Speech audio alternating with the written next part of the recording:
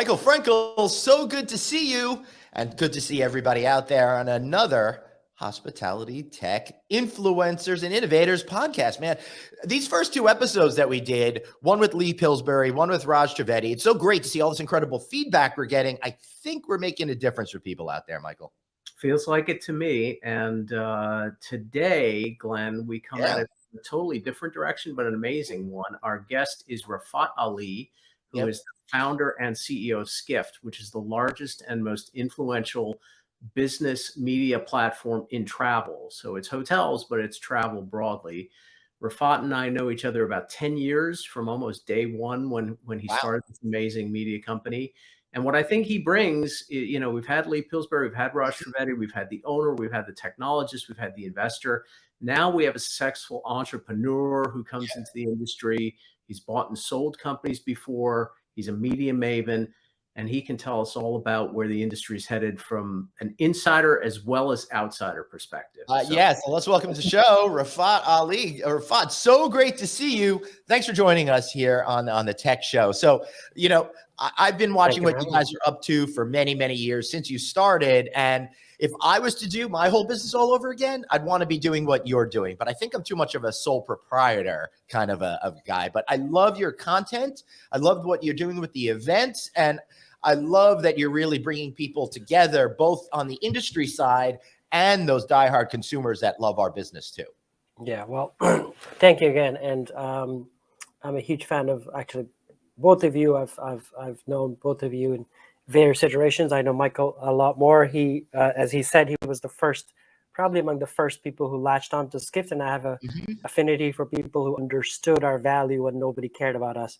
And so that means a lot. All right, so before we get started, Rafat, where'd the name come from? How'd the whole business get started? Where did the inspiration come from? Yeah, so I've been a media entrepreneur. This is my second company. I built and sold a previous company that was also a B2B media company built on top of blog. So I was the prototype of the early blogger in the pajamas creating media companies story, and me and Wired in like 2003. I was sitting in a small room in East London blogging. Right. That was my story.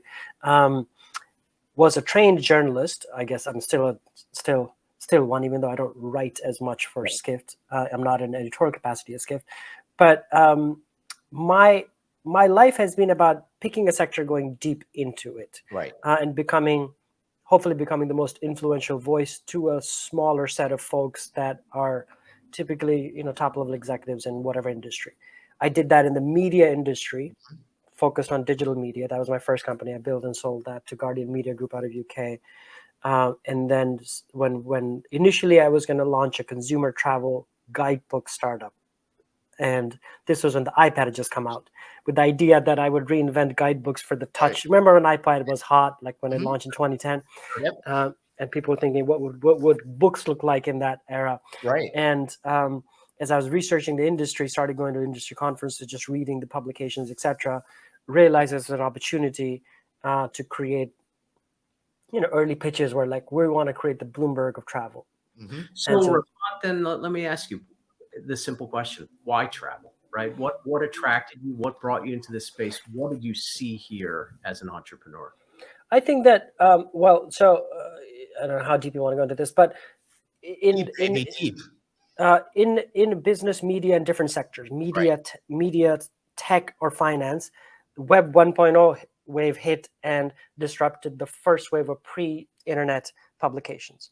Web 2.0 came along and then disrupted the second phase. I guess you can call whatever this is the Web 3 world. Right. This is like the era of blockchain that's emerging and all of that kind Correct. Of stuff. But in travel, those phases of disruption in the business media hadn't happened, at least not at scale. Right. And so the opportunity that I saw was there's an opportunity. The consumers had spoken, meaning they don't care about the silos in the industry. I'd seen how the silos collapsed in, for instance, the media industry or the tech industry. And definitely was and has happened over the last 10 years, particularly in the travel industry, where airlines should be speaking to the hotel, should be speaking to the short-term rental, should be speaking to the online travel players. It's very apparent now, us sitting, why that's the case. Right. And so but there was no media company that was covering it from that perspective, or business intelligence from that perspective. So, and it's an amazing sector. I have traveled between my first company and starting Skift, I traveled for 2 years. This is, I guess, what entrepreneurs do once they sell, or at least, well, when they're single and they they sell.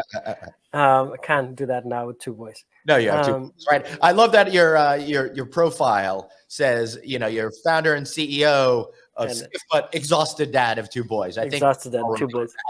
I know. My son is my younger son is just put to. I know he's not sleepy. He's not asleep yet, but he's in the other room behind me, right?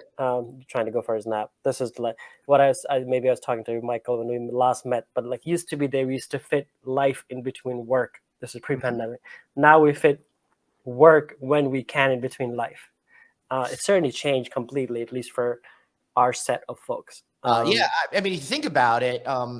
Our generation and the one before it, it was you live to work. And what I love about the younger people, and I think that's affecting the overall future of hospitality, is they work so they could live. I used to look at some of the younger people and think, why aren't you thinking the same way I am? Why do you put so much emphasis on your free time? But you know what? I think they got it figured out much more so, because I don't think 30, 40 years from now, if I make it that long, I'm going to be sitting around going, I wish I worked more. Yeah. I think that anytime we say, oh, this younger generation doesn't know what they're talking about, my eyes just glaze over, because all I know is that they're so much smarter at, let's say, 20 than we were when we were 20. That's all I know. Yeah. In every way. And look, I hate to keep us focused on business, but that's my role here. Let's use that as a segue to talk about how the new generation, the younger consumer, is impacting our audience, right? Which is a hospitality hotel audience. And here I refer to a great conference you guys put on a couple of weeks ago titled The Great Merging, right? In which you talked about the merging of different kinds of accommodations led by exactly this young consumer you're talking about. So tell us a little bit about that. But before you say that, Rafat, I just wanted to throw in there, we talk about the younger consumer. We don't mean millennials anymore necessarily. Maybe the very youngest people don't really talk about millennials anymore, right? I find, Rafat, that people continue to talk about millennials even though they're into their 40s at this point, right? Yeah. So I think the smart people don't talk about that anymore. I think it's just I think there's some, after the slavish changing of the millennials over the last 10 years, I think there's some sense, particularly over the pandemic, that I guess they talk about Gen Z now, but the point is that there's less because of this merging. So let's get into this. So I wrote this essay called The Great Merging, and in case it's of interest, we can share the link. Yes, please. With this video. And it was an essay that I was thinking about for a while, which is the great merging of how we live, work, and travel. How we live, work, and travel have sort of merged into each other over the last 2 years. This is true for a certain subset of folks, us people who travel a lot, people who are who have white collar jobs in general, have the ability to live and work anywhere, or at least part of the time. And so we've seen ample evidence of this over the last 2 years. What's also emerging is that many of those habits have become permanent. Certainly nobody's going back to office 5 days a week. I shared this stat at our conference last 10 days ago. By the way, the conference was Future of Lodging, where the theme was the Great Merging. The conference is not called the Great Merging. But and so there's enough evidence emerging that many of these behaviors have become permanent, which means that how does it being reflected in the travel industry? In this case, we discussed at our conference what is emerging in the hospitality industry. Doesn't mean that, so as in the two large subsectors of hospitality, hotels and short-term rentals, not that they're merging, but that the behaviors people are showing are reflecting in a merged way in each of those different categories. Correct. Meaning each of those are learning from each other. There are a subset of companies that are emerging at the intersection of hotels and short-term rentals. Sonder and Mint House and some of the larger hotel companies are obviously employing this as well. We can talk some examples. But it's how are hotels retooling themselves for this merged lifestyles that we have? How are short-term rentals trying to professionalize for this merged lifestyles that we have? And so that was the fascinating part that we talked about. at our conference, this is what the essay is about in a Right. larger travel sense. And so it breaks down different sectors, but focuses on hospitality as well. Well, I will say I'm most impressed, mostly because you didn't use the word bleisure once. So thank you for not saying that particular word. But I got to tell you, you're absolutely right. And the things that we're seeing now were already trends that were marketplace, but they weren't fully formed yet, right? They were real nascent, early on type of trends. But I think what this pandemic has done, and we talk a lot about this on No Vacancy Live regularly, is that it accelerated all of these trends. Things that may not have been here for 5 or more years are now suddenly front and center. And if you're not ahead of it right now, you're way, way, way behind.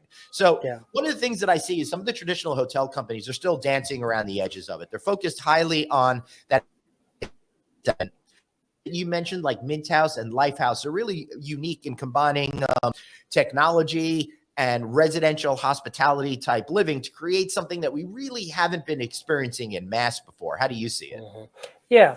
I think you just have to stay at some, it's one of those things where, remember, there was a lot of pushback on Airbnb early on with the hotel industry by people who never stayed in an Airbnb in the first place.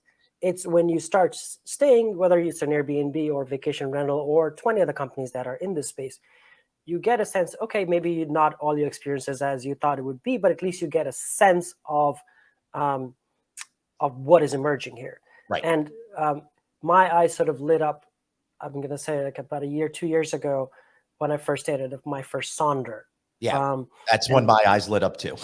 And you could argue it's soulless in the sense that there are not people there, but everything works, and everything works through the app, and it works seamlessly. Right.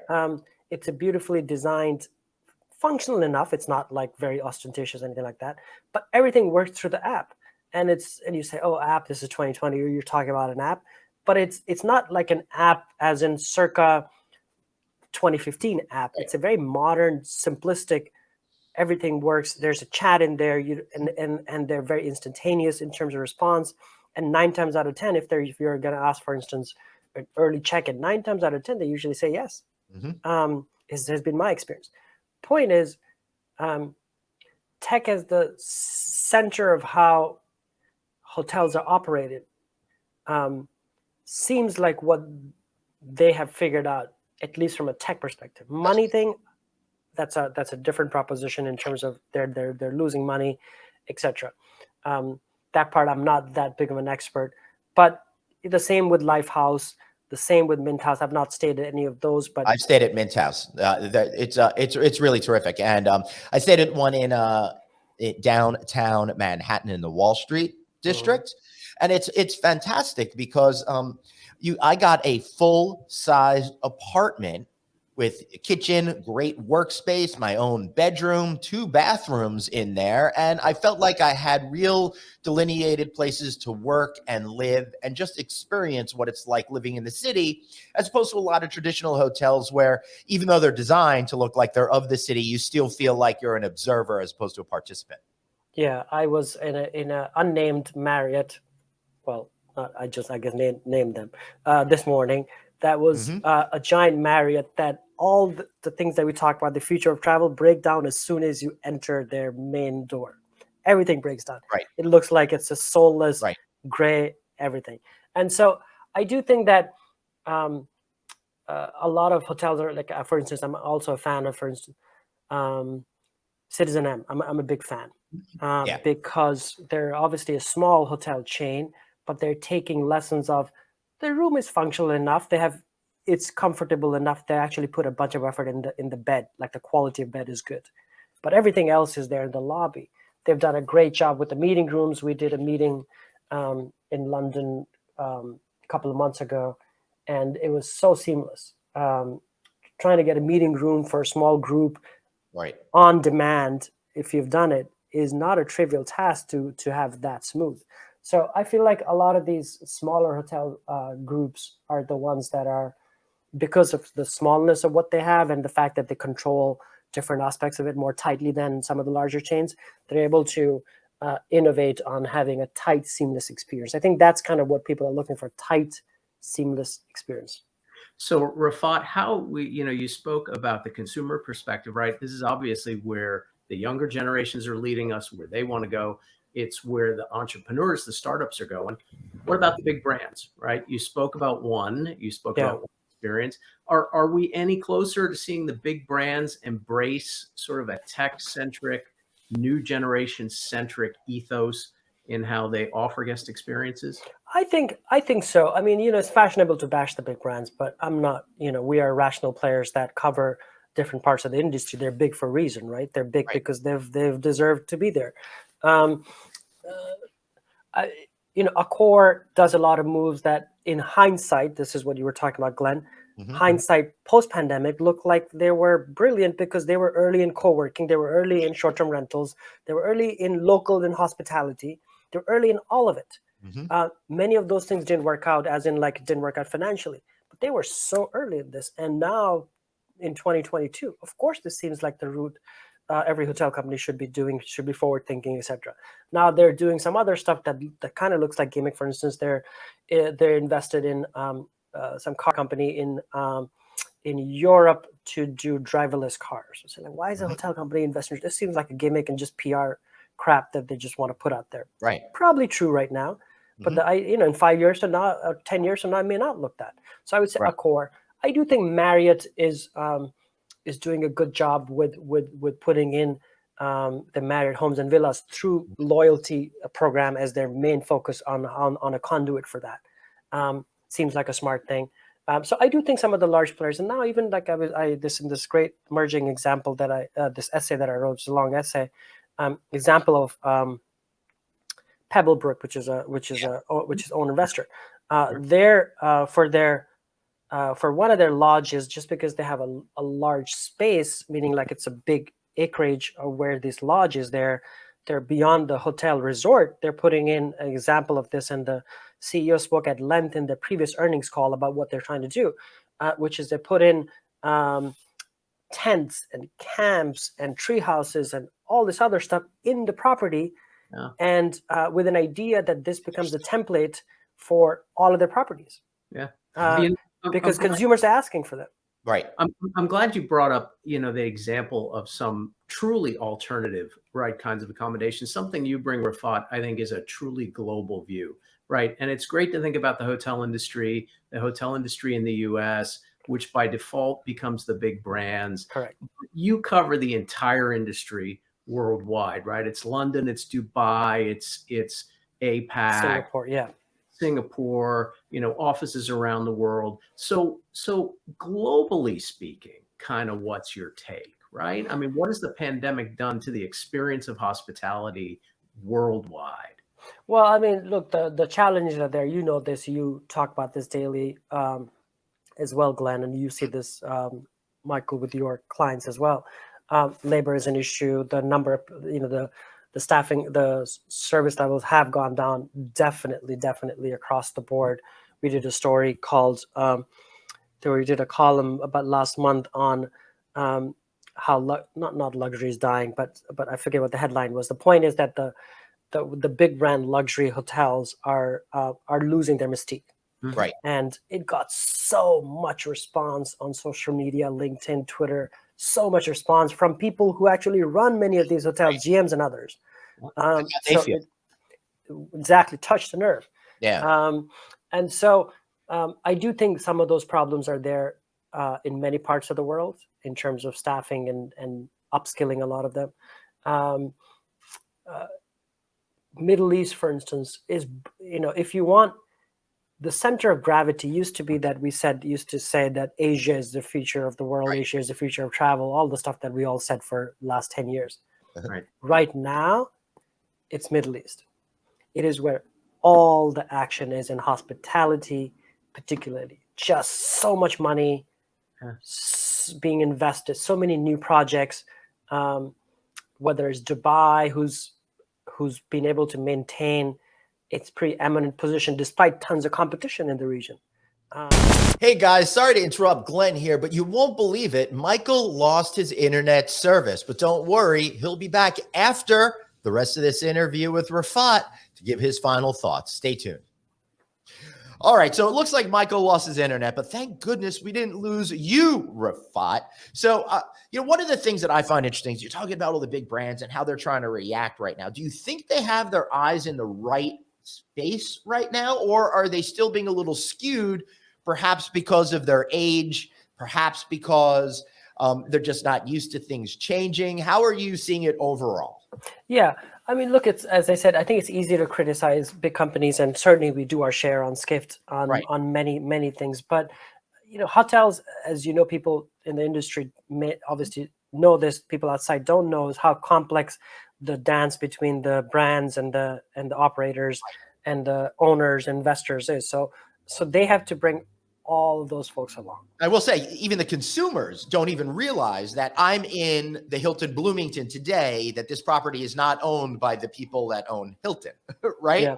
And it's probably managed by another company than the owners are. So it really is very separate. But these companies like Mint House, for example, are a little bit different. They go into they control the inventory. They do a lease. Saunders, the same thing. I don't know exactly about Lifehouse, but the controlling of the chain is what helps, which is why I think Citizen M is as an example that I gave. They're actually owners of the properties, as well, so they're able to do the change. And that's fascinating to me because for those of you who don't know how the hotel industry used to work, I would say up until the mid 1990s, the companies pretty much owned their own hotels. Then they went to what we would call a real estate light asset light. Asset light, right.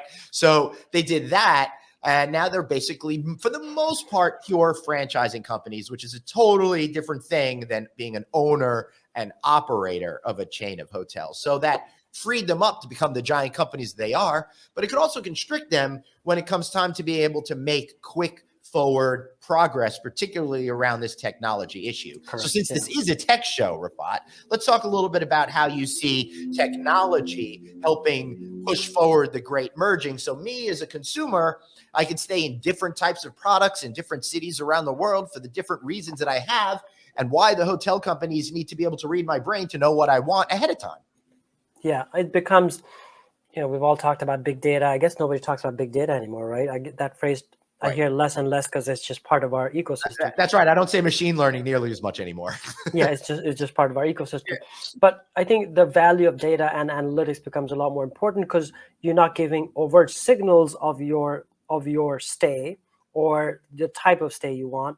One of the examples that I get, this is not hotel related, but this is airlines related example that I give in the Great Merging essay. A long example that I give is American Airlines. When their previous earnings call, the CFO actually went on length about, it used to be that 20 to 25% of their trips based on surveys that they did when they're on their customers were blended as in between business and leisure. The component in a business, right? Correct. They're now seeing 50 to 55% of their and they think that this is a permanent change. Yeah. But the yields are about 80 to 85% of the yields that they used to be for business customer, which means they're lower yields, but there's more use cases. Right. Which is why many airlines are now what they premium leisure is the term. So they're coming up with for the leisure customer premium offerings, maybe at a lower price than a business traveler. Seems like that equivalent is happening in various ways in the hotel sector as well. Yeah, where luxury brands that potentially cater to business travelers or people that spend money will have to. I don't know if they're going to move downscale, but at least make it more affordable. As you know, the affordable design revolution in hotels has happened. Whether you consider Ace as like one of the great examples of that. I guess W started before, but then Ace really took it in an independent boutique, make design accessible to everybody, make great food and coffee accessible to everybody. Revolution that so many other hotels have adopted since then. So I feel like a version of this blended traveler is happening. A lot of it is showing up in lobbies in hotels, where the lobby, because they used to be called mixed use. Now nobody uses that term because it's a very real estate term. And obviously consumers don't understand that term at all anyway. So I think it's, I do think there's good understanding of consumers first versus owners first. It has to work for owners, otherwise the hotel industry would not work. But I think owners have also, to most part, again, this is a very general statement, yes, of course. but for most part, owners have understood for it to work for them and for everybody else, they have to figure out how to make it first think about the traveler itself. And it's just become inordinately harder to understand. There's no clear-cut traveler behaviors. There is not, right, because everybody was going to experience travel in the way that they specifically want to travel. If it's pure work or pure 1 week vacation away from the family, or with the rising digital nomad doing that blending that we've been talking about. Yeah. So in fact, let's just focus on that example for a second. So, there's a lot of talk about what part of business travel will we lose permanently. This is a conversation that you've probably had 100 times in the last 2 years. What's interesting is that it's the new form of business travel that's emerging that potentially takes over the gap that will happen, which is if you agree that distributed work world is the present and the future, it looks like that's what it is for lots of companies, then you need to get people together. So companies' T&E budgets that have been cut dramatically, if anything, in many cases will even exceed, not so much for external travel, but but for internal travel. Our company is an example. We're a small company, 65 people. We had an office in New York, London, small presence in Singapore. Prior to the pandemic, we shut all of it. So we're permanently remote as a company. Except for like once or twice a year for the company to come together, we really didn't have like a meetings budget for internal. Now, by 2023, I think that's going to be the majority of our T&E, not majority, but the major chunk of our T&E budget. Right. And I see this is a perfect opportunity for hotels. Based on what you're saying, you're no longer paying that monthly rent. You could utilize those dollars to improve your technology while also finding new, unique, and maybe fun ways to bring the team together in a highly productive way that bonds them, but also makes them feel loved and appreciated at the same time. Yeah, Hyatt launched this thing recently. Also, example that I give in my essay is the Hyatt Offsites. I think that's what it's called, where they're basically creating specific experiences at their specific hotels for company retreats. They've had group bookings for forever. All these hotel groups. I don't think anybody has had products that are specifically aimed at fun company retreats. Because I don't know if a Hyatt hotel in the middle of somewhere sounds like a fun company retreat, but they are focusing on some of their resort type properties. Now that they own a bunch of resorts, since they bought a bunch of these over the last few years. So again, an example of the merging that's happening, innovations or new businesses that are emerging in the hospitality sector. Right. And before we wrap up today, I think we're going to get Michael back on the line here. I think his internet came through, so that'll be pretty good. But I think, Rafat, while we're waiting for him to sign on, I think focus service hotels have an opportunity out there to design new prototypes that have some meeting space to bring those teams together. They're already focused on food and beverage in a lot of instances. Yeah, food and beverage, religion, people found relatively quickly, especially coffee became an entry point into a lot of things, as you know. A lot of hotels are beginning to rethink F&B beyond just a cost center to an actual revenue generator. I was looking through a deck for Accor. They own Ennismore, and Ennismore, they bought the Hoxton brand, and there's they own I think they get a majority of the revenues from F&B. Soho House, which you could argue is a hotel company, I guess it is a hotel company, get a majority of the revenues through in-house spend, which is F&B including. So, Rafat, it's been really great speaking with you today. There's so many trends out there, but since this is a tech show, I'd love for you to wrap up with your comments about how all of this great merging can really be improved by technology, and really what technology means to the future success of all of these concepts that are existing, are being built out, or have yet to come down. Yeah, so we're looking at it from many different angles: front of the house, back of the house, but also, for instance, certainly distribution, but also payments. And we didn't even talk about payments, but there's so much fintech coming in. I'm not even talking crypto, because that's a whole different world. That's a whole. I'm talking just pure fintech, as in making it easier for consumers to pay, making them pay for various things in easier ways, which is related, both of them. with an Yep. idea that obviously makes more money for the hotels, but also just makes it easier for people to stay. Contactless payments was a thing that came in over the last 2 years. The return of QR code is probably one of the comeback stories of the whole pandemic. But then it has legs, right? It has legs beyond just the pandemic of like contactless stuff. Yep. It really is becoming easier. If you see in restaurants, it has a real daily use case. It's coming into hotels. I think with less staff, rising costs, many of these changes are permanent for hotel owners, which means that tech becomes a bigger and bigger part. If you look at, for instance, a hotel owner like MCR that owns a bunch, the fourth largest, Tyler, has bought tech companies that he wants to integrate. Yeah. And they're integrating tech within their owned hotels, the one that they own and operate themselves, and they brand themselves. Example of Highgate's invested a lot in tech companies, and Highgate is and Highgate is trying to reinvent itself beyond just being an owner and an operator as well. So just these fascinating changes that, in many cases, a combination of tech, the modern consumer behavior, merged into a brand that then appeals to the younger generation. I think that's kind of, and I'm glad. I know we talked a little bit about. I'm glad that the hotel industry has gone beyond just like slavish running behind millennials to actually thinking in more sophisticated ways.